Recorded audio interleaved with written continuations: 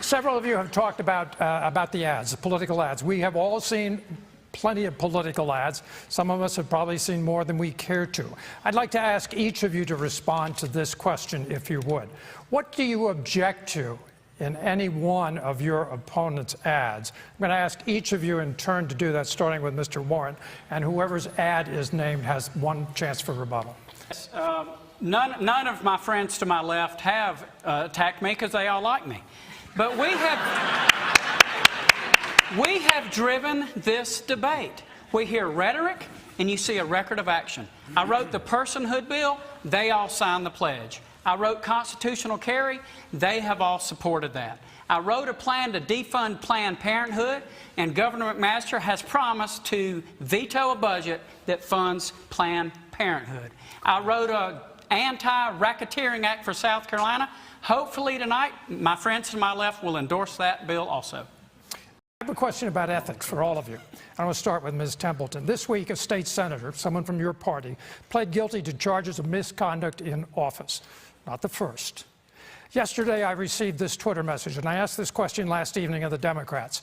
The Twitter sender says, all candidates, Democrats and Republicans, talk about how corrupt it is in Colombia. I'd like to know more specifics, said he. Specifically, what corruption? Specifically, what will you do about it? And then to me, if they're not specific, pin them down. Consider yourselves pinned down. Ms. Templeton. Easy. Thank you. We're hearing rhetoric, and we're going to hear some action. I wrote a bill, the South Carolina Anti-Racketeering Act.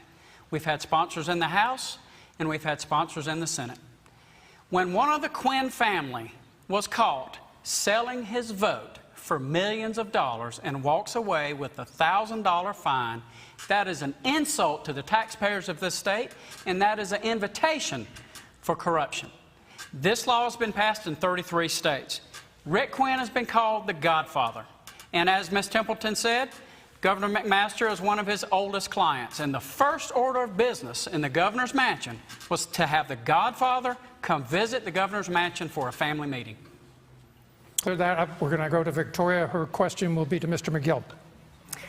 Some of you have overtly embraced President Trump. One of you has been endorsed by him.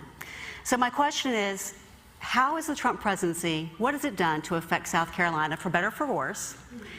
And do you see this election in any way as a referendum on President Trump? Response to the Trump question. Thank you. The question about President Trump. President Trump has exposed the corruption in Washington. We have the same swamp in Colombia.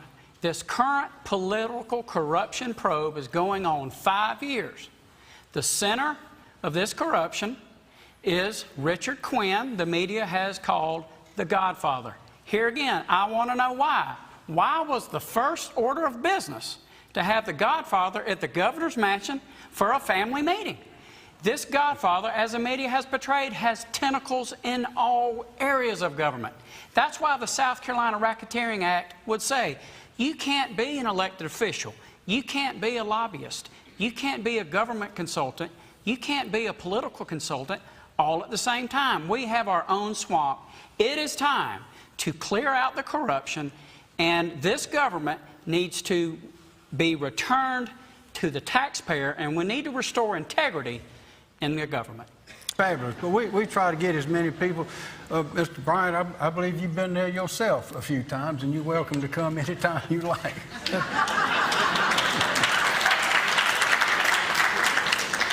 The hospitality of the governor's home is well known. What I would like to do is move on. We are rapidly running out of time here. Can you give me a very short response? When I move in January, Henry, you're welcome to come see me. Question next for Mr. Bryant. Mr. Bryant, during the last debate, you said that you called last fall for the removal, the quote, the whole board of Santee Cooper. But in fact, that really is not possible because state law says a governor may only fire board members if they fail to show up for work or if they commit one of a handful of infractions. So considering that, how would you handle the board? What would you direct them to do? I'd get rid of the board. And I'll tell you why. Here's what this board has done. They are 40% responsible. I'll get there, Victoria. This board is 40% responsible for a $9.4 billion hole in the ground up in Fairfield County. This board has driven up $7 billion of debt to the children and grandchildren of the taxpayers of this state. This board rewarded the outgoing CEO $800,000 a year for a pension. If that's not cause for removal, I don't know what is. Thank you. Thank you, Charles. I'm Kevin Bryant, and it is an honor to serve South Carolina as Lieutenant Governor. We've had several debates, we've talked about several issues, and a lot of those answers have been very similar. So tonight I want to talk a little bit about executive functions that your next governor can perform. I've straightened out the Office on Aging. That's the agency under the Lieutenant Governor, and it's working very well. But we have some serious problems with DSS. Senator Shealy and I went to DSS with several children in dangerous situations. We had one little girl whose father was already convicted of abusing a son. He posted on Facebook, he blamed it on his tattletale son. He was smoking dope on Facebook. We went, Governor, to your agency and you did nothing.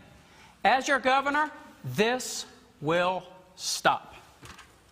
Let's start the round-robin questions with Victoria Hanson having a can I question respond, for Charles? Governor McMaster. Yes, Mr. Yes, I want to respond. I was against this database. If you go to your dentist and you get 6 Norcos from a tooth pulled, guess what? You go in a nanny government database. If you go get a Valium or a Tramadol, nanny government database.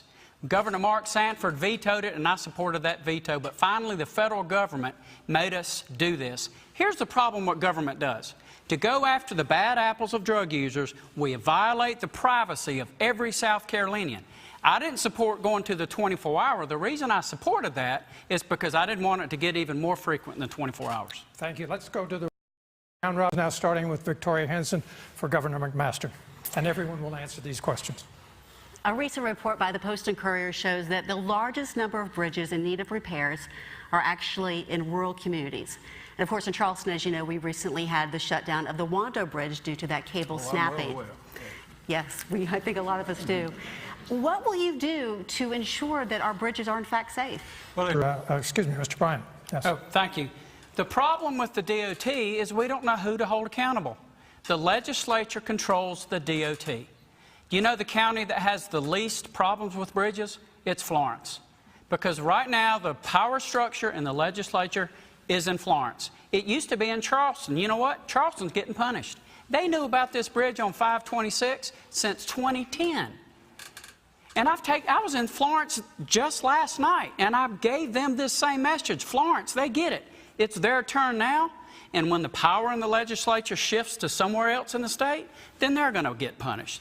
Just like Ms. Templeton said, the DOT needs to be a cabinet-level agency under the governor.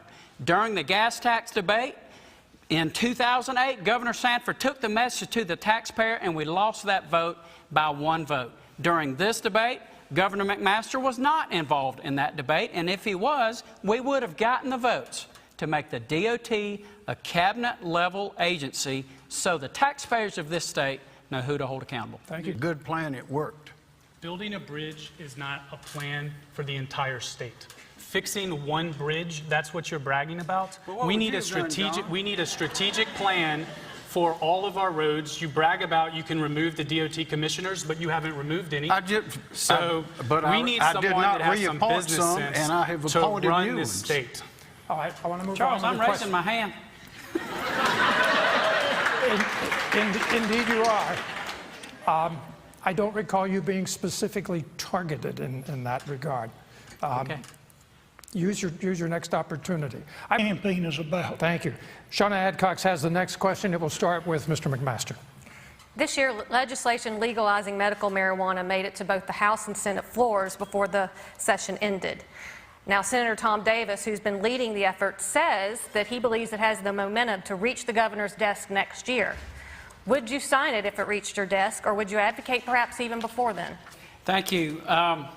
A lot of candidates on this stage are going to claim they're the only one that's done this. But I'm a pharmacist. I bet I'm the only one on this stage that can read a doctor's sloppy handwriting. But as a pharmacist, seriously, there are many, many things on our shelves that are more dangerous than medical marijuana. But we need to be very, very, very careful on how we approach this. Like the governor said, the devil is in the details. I do not support recreational use. We do not want to become in South Carolina like states like Colorado have, but we need to have the debate. Let's start very small, and there are plenty of places we can start. My first suggestion is hospice patients. That might be a good place to start, and let's expand very, very carefully so we don't become a recreational state. Thank you, Mr. McGill. Last month, Governor McMaster vetoed a bill that would expand the nonviolent crimes that ex-cons can get removed from their records after they've kept a clean slate for between 3 and 20 years, depending on the crime. Do you agree with that veto, or do you think the legislature should override it when they return later this month? And when it comes your turn, sir, if you could say if there's any expungement bill you would sign. I don't agree with expungement bills. I believe if someone has committed a crime, it ought to stay on their record. And I believe the employers of this state, they do give people second chances. They need to have all the facts. We shouldn't ask our employers to hire people and not know everything about their history. I've hired folks in my store that have made a mistake here or there in life, and our employers, we have good employers in South Carolina. They'll give people second chances, but we shouldn't just erase the past. I think that public record ought to remain.